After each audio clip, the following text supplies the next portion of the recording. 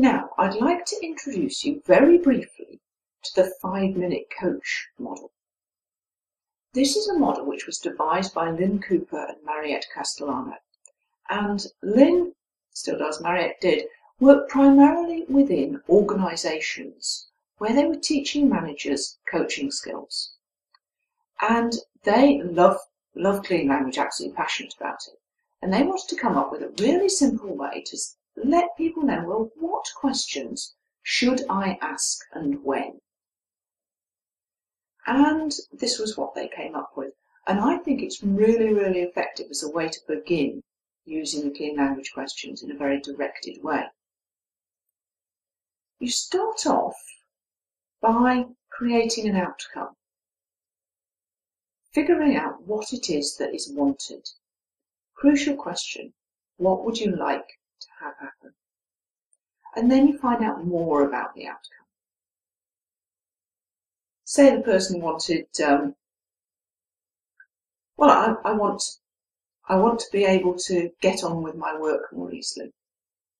What kind of get on with your work? Is there anything else about get on with your work? Then there's another stage to really clarify that outcome. So say they'd started out saying, well, I want to be able to get on with my work more easily.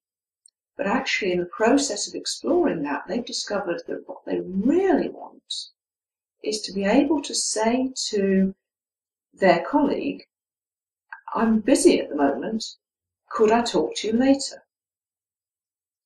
And so not be interrupted. Or they want to be able to say no when someone asks them for a meeting.